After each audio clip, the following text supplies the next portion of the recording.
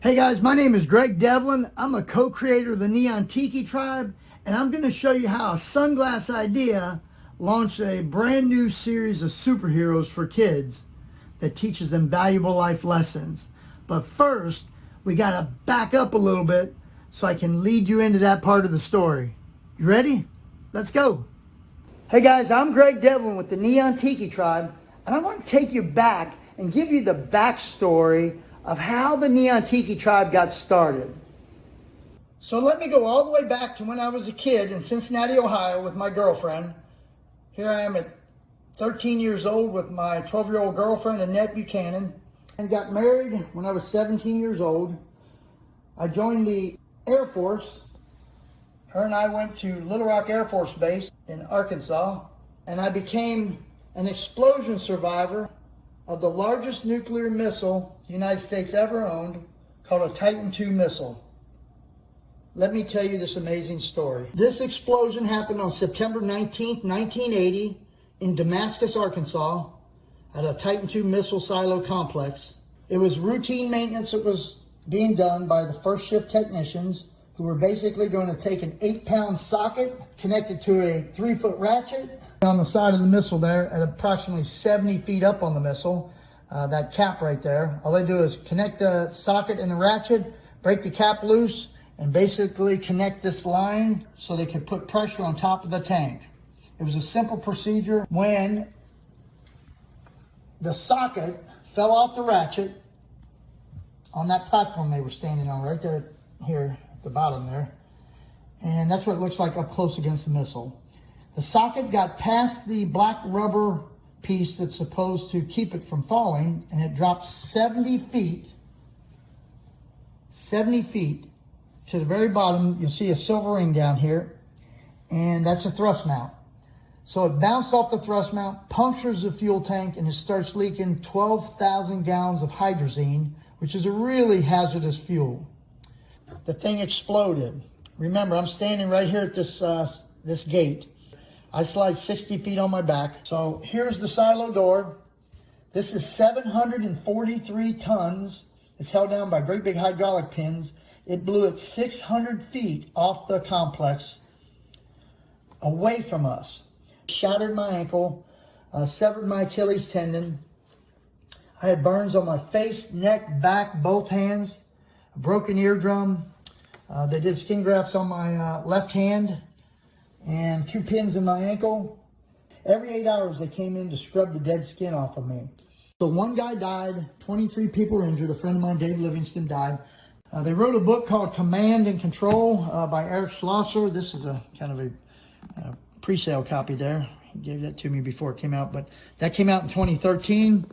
And then that later became a movie called Command and Control that's on Netflix or PBS, the American Experience TV series. You can see it on that.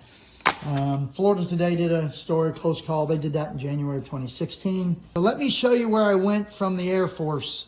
So an explosion alters my life. I had planned on a 20-plus year career in the Air Force, but afterward I knew I couldn't stay. So where else do they use fuels that the Titan II missile uses? Kennedy Space Center, the shuttle program. Keep in mind, this is in 1981, just when the shuttle program was starting. I went to work at the Kennedy Space Center. My wife and I moved to Titusville, Florida, and I was so lucky to be able to work with the shuttle program. It was called Life Support. We were the first vehicle that would meet the shuttle when it would land in a NASA SCAPE van. SCAPE is the name of the suit, self-contained atmospheric pressure ensemble that we would wear, that the guys would wear. That was SCAPE base. That was always at the back of the shuttle when it would land. Here's a cool photo with the astronauts underneath the shuttle on one of the missions. And this is called the mate demate. That's when it lands in California, they have to pick it up, slide it on underneath the 747, and then fly it back to Florida. So everything's going great with the shuttle program. I've been there 5 years. I love my job. And the Challenger shuttle explodes on takeoff.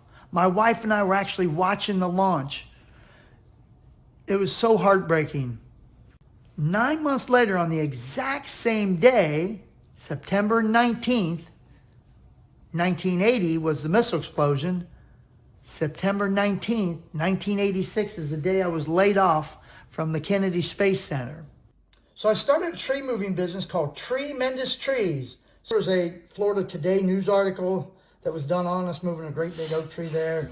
We had multiple trucks. We had 44-inch Vermeer spade, a 78-inch Big John. We also had a crane truck that we used to stack multiple palm trees on the back end and then plant them in the ground in groups. Every once in a while I'd get a dead tree, and all my trees were guaranteed for a year, 1 year guarantee. If anything dies, I'll give you a new tree. And for one time I had to bring a dead one. I was going to take it to the dump, but it was a really fat trunk cabbage palm. And I thought, you know what? I'm going to use this tree as I'm going to carve a tiki. I want to take my chainsaw and see if I could carve a face in it. That's the face I carved in it. So one day I'm running late for work. We got a big job we're doing. I'm in a big hurry. I'm scrambling, running. I'm getting all my equipment, and I'm looking for my sunglasses. Where are my glasses at, man? Where are my glasses at? So I grab a pair, which I thought were mine. They were my brother-in-law, Dan Ryan's. I pick them up, put them on my face. I start to go out the door, and one of the guys that works with me says, "Greg, why do you have 2 pairs of sunglasses on?" I said, "What?" He said, "You got 2 pairs of glasses." I said, "Oh my gosh." I said, "What the heck am I doing, man?" So, but it was just like a bell went off in my head. I went, whoa, that's the idea I need. He said, "What?" I said, "That's the idea I need." I said, "We're going to sell a concept called backups, a spare pair. Kids are going to be wearing multiple pairs of sunglasses, one on their face, one in their hair, maybe hang the cords around their neck, have 2 or 3 pairs, different neon colors, green, yellow, purple, orange." So we had 6 colors, and we put this concept together, Backups, a spare pair, with the logo, trademarked the logo, and we start to run with this concept. Backups, a spare pair, the latest craze in shades. Do you dare wear a spare? This was an ad that ran in Teen Beat magazine. You can see 4 pairs of sunglasses there. We actually had 6 different colors. We had t-shirts, we had posters, we had bumper stickers. We actually did fashion shows with them, and we did one at Surf Cincinnati. Now remember that tiki that I'd carved in the tree business, right? It's sitting on the side of my house. I said, man, I think I'm going to pull that thing out by the street, and I'm going to put a couple pairs of sunglasses on it. I'm going to paint it bright neon colors, and we're going to see if we can promote the sunglasses out there. Well, what happened was almost magical. I had cars almost crashing in front of the house. Someone would be taking a photo, and somebody behind them not paying attention would almost hit them in the rear. I had 2 college photography classes that stopped by, and one was they wanted to take a photo at night, one wanted to take a photo in the daytime. Just then a bell went off in my head. I went, whoa, wait a second. This is a country that created a Teenage Mutant Ninja Turtle that came to life in a New York City sewer. I said, I'll bet I can create a new superhero series called the Neon Tiki Tribe. Okay, here's a 2-book beginning. The one on the left is about making wise choices. The one on the right is about battling boredom. Bring them together and you have the beginning of the Neon Tiki Tribe series. Brave Hope Hospital for little kids that are battling tough illnesses. Sportsmanship book, we're tired of the bench clearing brawls. Stranger danger, don't get in cars with people you don't know. A body image book, have self-confidence in who you are. Ocean cleanup, don't dump trash in the ocean. A bullies book, an honesty book, a fire safety book. Always have an escape route, an internet safety book. Don't give out your home address or meet people off the internet. We have a book on perseverance, never give up, and a book on literacy, the importance of being able to read. Those are the beginnings of the Neon Tiki Tribe. Man, what a story, right? To go from a sunglass idea to a phenomenal new superhero series. I thought I'd end it by stopping in my garage to show you how big this is. What I showed you was only the tip of the iceberg, literally. It was just short little pieces to bring you to where we are today. The Neon Tiki Tribe project has 30 years of development in it, 30 years. Many awesome writers, many great illustrators, so many good people have helped us along the way. We've worked with police officers on our Stranger Danger book. We worked with fire chief on our fire safety book. Every one of the books we wrote, we collaborated with teachers and parents, librarians, so many great stories. So we're excited about the NFT launch that's coming. To follow us, just go to Twitter and look up Neon Tiki Tribe, or you can catch us on our website at neontikitribe.com. We'd love to hear your comments. We'd love to hear your questions.